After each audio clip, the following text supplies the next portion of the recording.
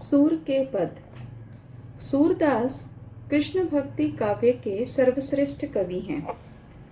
सूर के काव्य की भाषा सरल और मधुर ब्रज भाषा है। प्रस्तुत पद में माँ यशोदा बाल कृष्ण को मीठी लोरी गाकर पालने में झुलाकर सुलाना चाहती है।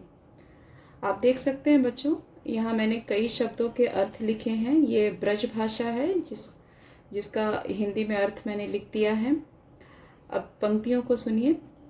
जशोदा हरि पालने झुलावे, हलरावे दुलराई मल्हावे, जोई सोई कछु गावे। मेरे लाल को आऊ निंदरिया, काहे ना आनी सुनावे।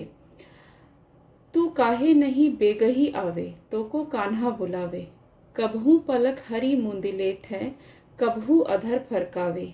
सोवत जानी मौन हुए कह रही, करी करी सैन बतावे। यही अंतर अकुलाई उठे हरि, जसुमती मधुरे गावे। जो सुख सूर अमर मुनि दुर्लभ, सो नंद भामिनी पावे। अब ध्यान से देखिए बच्चों, यहाँ प्रथम दो पंक्तियाँ, इनमें से कई शब्दों का अर्थ लिखा हुआ है। जशोदा यानी यशोदा माँ को कहा गया है। हरि श्री कृष्ण, पालना जिसमें बच्चों को झुलाया जाता है, सुलाया जाता है। तो कहती हैं, कवि कहते हैं कि यशोदा मैया भगवान कृष्ण को पालने में झुला झुला कर सुला रही हैं।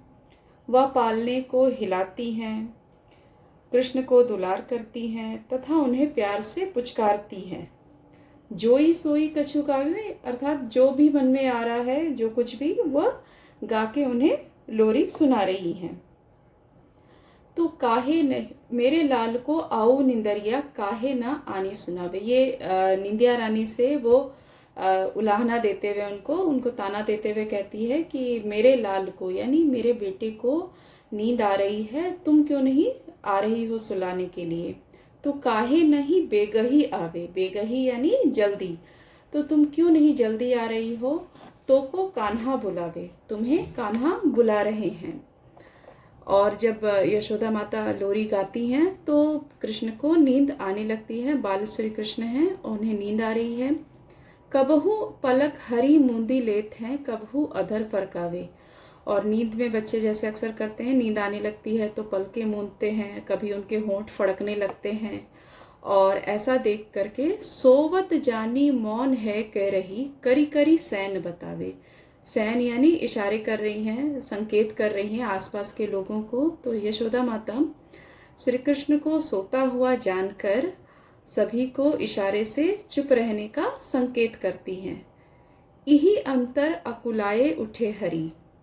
जैसे ही माता यशोदा का गाना लोरी जो है वो बंद हो जाता है तो तुरंत बेचैन हो जाते हैं श्री कृष्ण और उठ जाते हैं। जसुमती मधुरे गावे, और फिर से माता यशोदा उन्हें मधुर गीत सुनाती हैं, लोरी सुनाती हैं। जो सुख सूर अमर मुनि दुर्लभ, सो नंद भामिनी पावे। नंद भामिनी यशोदा माँ को ही कहा गया है, नंद की पत्नी।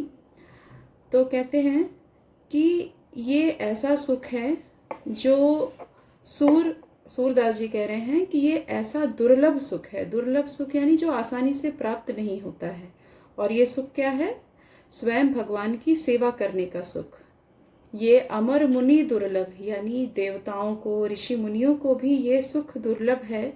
और इस दुर्लभ सुख को प्राप्त करने का सौभाग्य नंद भामिनी अर्थात यशोदा माता को प्राप्त है। तो यशोदा माता बड़ी ही भाग्यशालिनी है, क्योंकि उन्हें श्री कृष्ण को अपने पुत्र के रूप में, स्वयं भगवान को अपने पुत्र के रूप में उनकी सेवा करने का सौभाग्य प्राप्त हुआ है। इस प्रकार आप देख सकते हैं बच्चों कि सूरदास जी ने वात्सल्य रस से परिपूर्ण इस पद को बहुत ही स्वाभाविक और सरस बनाया है। धन्यवाद।